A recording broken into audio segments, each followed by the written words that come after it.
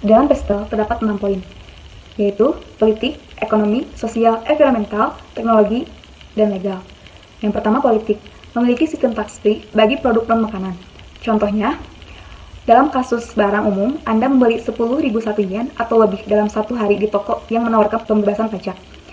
Barang umum yang dimaksud mengacu pada barang non-konsumsi, seperti peralatan listrik, aksesoris, jam tangan, dan pakaian. Memiliki hubungan yang baik dengan negara-negara maju, Konstitusi Jepang mengikuti pendekatan pasifisme menuju globalisasi, tergabung dalam G8, G20, dan ASEAN. Yang kedua, ekonomi.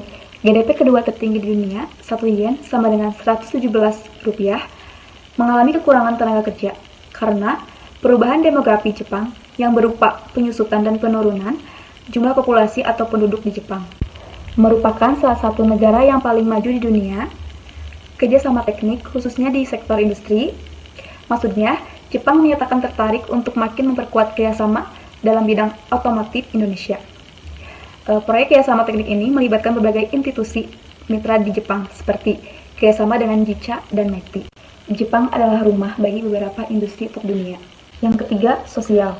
Memiliki 127 juta penduduk terbanyak ke-9 dunia, tingkat kelahiran rendah. Maksudnya, angka kelahiran di Jepang pada tahun 2020 memecahkan rekor terendah. Kementerian Kesehatan mengatakan hal tersebut terjadi karena banyak pasangan menunda pernikahan dan memulai keluarga di tengah pandemi. Selanjutnya ada teknologi. Sebagai negara yang terkenal dengan teknologinya, Jepang memang menjadi pionir munculnya teknologi serta inovasi-inovasi baru, yang membuat Jepang memiliki reputasi dunia atas inovasi dan kreativitasnya. Selain memiliki teknologi otomatis dan canggih, juga terdapat digitalisasi pekerjaan dan bisnis. Juga Jepang maju di banyak bidang seperti semikonduktor, optik, dan bahan kimia. Jepang juga memiliki salah satu sistem telekomunikasi tercanggih, terutama dengan perangkat seluler. Mereka juga mengembangkan pertumbuhan dan kemajuan teknologi lainnya. Faktanya, banyak fasilitas utama di Jepang seperti rumah sakit, bandara, dan restoran menggunakan sistem otomasi. Mereka juga memiliki perkembangan robot yang lebih kuat dibandingkan dengan negara lain. Selanjutnya ada legal atau faktor hukum. Dengan adanya EPA atau Economic Partnership Agreement antara Indonesia dan Jepang, terdapat beberapa manfaat yang didapatkan oleh Indonesia. Di antaranya, yang pertama adalah sebagai peningkatan akses pasar barang, sebagai peningkatan akses pasar jasa, sebagai peningkatan investasi Jepang di Indonesia, serta meningkatnya daya saing dan peningkatan daya beli masyarakat di Indonesia. Di Jepang juga diberlakukan hukum yang ketat terhadap barang-barang palsu.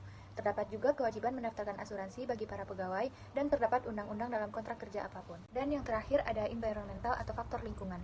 Umumnya, Jepang diliputi oleh gunung-gunung dan hutan. Karena sebagian besar pulau di Jepang diliputi oleh gunung dan hutan, daerah-daerah ini dapat dihuni dan mengurangi perkembangan Jepang menjadi bagian negara yang lebih kecil dan dapat diakses. Karena dikelilingi oleh air, Jepang rentan terhadap tsunami dan gempa bumi. Dengan perumahan dan pembangunan yang dikemas erat untuk mengakomodasi populasi yang tinggi, mereka berisiko mengalami kerusakan besar jika terjadi bencana alam. Akan tetapi, terdapat beberapa upaya pemerintah dalam membatasi pencemaran lingkungan. Selanjutnya kita akan beralih ke culture yang ada di negara Jepang. Di sini kita akan membahas 4 culture. Yang pertama itu ada mesin penjual otomatis. Jadi di mesin penjual otomatis ini terdiri dari banyak banget dan beragam banget nih jualannya. Biasanya kan kalau di Indonesia kita cuma bisa melihat tuh di perkotaan, di bandara, atau di tempat-tempat seperti mall. Dan itu pun jumlahnya pun paling satu mesin otomatis per satu tempat. Kalau di Jepang kita tuh bisa nemuin mesin otomatis itu dengan gampang banget. Biasanya terdiri di pinggir-pinggir jalan dengan jumlah yang banyak secara berderetan. Jumlahnya itu mencapai 2,47 juta mesin penjual otomatis dan dengan banyak ragam seperti menjual makanan hangat, pizza, ramen, curry rice, ada juga ice cream, koran, ada rokok, dan barang-barang unik lainnya. Alasannya kenapa sih kok banyak banget ya mesin penjual otomatis yang ada di Jepang? Selain memang Jepang itu terkenal dengan teknologinya sudah maju, orang Jepang tuh lebih pengen untuk melakukan hal yang tidak terlalu penting tapi secara cepat, efektif, dan efisien. Ada daya teknologi yang canggih tersebut jadi tertarik banget untuk bisa bangun perusahaan di negara Jepang. Nah pastinya dengan begitu kita tuh bisa belajar sama perusahaan-perusahaan lain, kita juga bisa bekerja sama dengan perusahaan-perusahaan lain untuk bisa secanggih mereka sehingga bisnis yang kita jalankan Jepang juga bisa semaju bisnis-bisnisnya di Jepang lainnya. Ketika kita sudah mempelajari nih bagaimana sistematis yang ada di Jepang dengan baik, kita bisa bawa manajemen itu ke bisnis kita yang Indonesia sehingga bisnis kita bisa berkembang dengan baik seperti teknologi-teknologi yang ada di Jepang. Selanjutnya ada anak-anak kecil atau anak-anak sekolah yang udah dibiasakan untuk pergi pulang sekolah secara sendiri. Nah, biasanya kan kalau di Indonesia itu kita suka melihat gerombolan anak-anak dan di belakangnya itu ada gerombolan ibu-ibu atau yang mengawasi anak-anak tersebut. Tapi kalau di Jepang itu banyak banget gerombolan anak-anak secara mandiri menggunakan transportasi umum seperti kereta bawah tanah dan juga bus untuk berpergian ke sekolah tanpa diawasi oleh orang tua atau orang dewasanya. Kenapa sih orang Jepang itu membiasakan anak kecil yang sebenarnya tuh masih rawan untuk ditinggal atau dibiarkan secara mandiri untuk pergi ke sekolah? Alasannya karena orang Jepang itu percaya bahwa kebiasaan yang dibangun dari kecil akan menunjukkan perilaku ketika dia dewasa. Dan juga orang-orang Jepang ini beranggapan bahwa kita itu nggak boleh merepotkan orang lain, sebisa mungkin bisa mengerjakan segala sesuatu hal urusan kita itu secara mandiri. Ya, dengan pelajaran yang anak kecil itu dapatkan bisa membawa mereka untuk terus berperilaku mandiri ke depannya agar tidak merepotkan orang lain. Dengan udah ngeliat nih banyak anak kecil yang udah bisa bersikap mandiri, itu bisa memicu kita dengan karyawan-karyawan yang kita punya dalam bisnis itu untuk bisa melihat bahwa ini loh, orang Jepang itu belajar mandiri sejak kecil. Masa yang kecil aja bisa mandiri, kita enggak? Pasti kan akan ada rasa malu ketika kita tuh gak bisa mandiri. Nah, dengan kemandirian itu dapat berdampak besar kepada perusahaan kita supaya dia tuh merasa bahwa mereka punya tanggung jawab yang besar dan juga mereka harus menyelesaikan urusan mereka itu secara mandiri tanpa ada harus merepotkan orang lain ataupun perusahaan. Sehingga nantinya perusahaan atau bisnis yang kita jalankan di Jepang itu bisa jalan dengan baik. Culture selanjutnya yang akan saya bahas adalah budaya no tipping. Nah, mungkin di negara-negara lain, budaya tipping merupakan hal yang lumrah untuk mengungkapkan rasa terima kasih atau customer service yang memuaskan. Namun di Jepang, tindakan ini sangat dihindari dan mereka tidak mengharapkan adanya tipping. Jika kita tetap bertahan untuk memberikan tipping, tindakan tersebut akan dianggap kasar atau menghina. Nah, sebagai gantinya, kita bisa memberikan feedback, baik positif maupun negatif, yang jujur, konstruktif.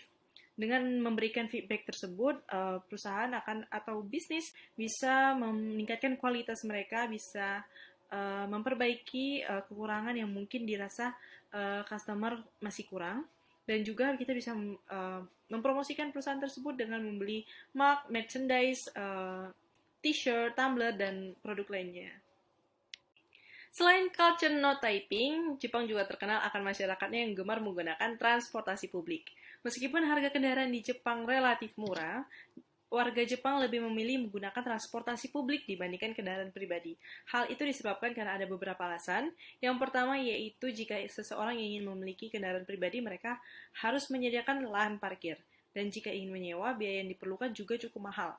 Dan yang kedua adalah pajak yang dikenakan juga cukup tinggi sehingga mereka enggan untuk memiliki kendaraan pribadi. Namun di sisi lain, transportasi publik memiliki manfaat positif terhadap perkembangan ekonomi. Hal itu disebabkan karena teknologi transportasi Jepang yang sangat canggih dan terkenal akan ketepatan waktunya membuat para pekerja, para pelajar, dan orang-orang Jepang memiliki produktivitas yang tinggi sehingga berdampak positif juga terhadap perusahaan dan bisnis. Selanjutnya, saya akan menyampaikan mengenai barang-barang apa saja yang potensial untuk dijual di Jepang. Jadi, barang-barang yang potensial untuk dijual di Jepang merupakan barang-barang kerajinan tangan. Mengapa demikian? Karena masyarakat Jepang sangat menggemari produk dari kerajinan tangan, dan juga Jepang merupakan salah satu negara di Asia yang tingkat penjualan kerajinan tangannya tinggi.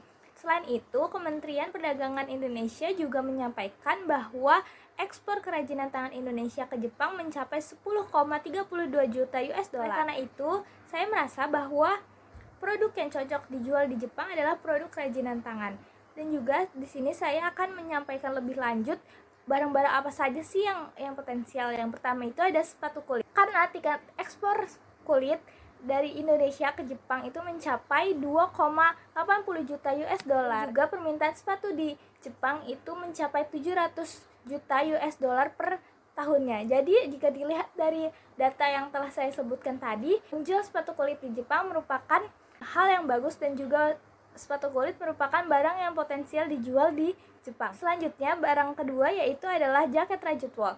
Karena di Jepang itu kan cuacanya dingin, dan juga masyarakat sering kali menggunakan jaket untuk menghangatkan dirinya. Selain itu juga permintaan jaket wol di Jepang mencapai 3,5 juta US dollar per tahunnya. Dan ini merupakan angka yang sangat besar dan juga membuat jaket Rajutwol memiliki potensi untuk dijual di Jepang. Barang selanjutnya adalah bingkai kayu.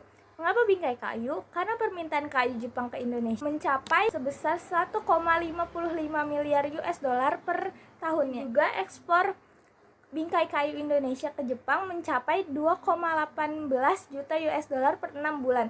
Dan ini merupakan angka yang cukup besar juga, sehingga sangat berpotensi untuk menjual bingkai kayu di Jepang. Barang yang terakhir adalah keranjang rotan. Jika dilihat dari hasil ekspor keranjang rotan Indonesia ke Jepang yang mencapai 526.000 US dollar per 6 bulan, membuktikan bahwa keranjang rotan merupakan salah satu barang yang potensial untuk dijual di Jepang. Sekian dari saya, terima kasih.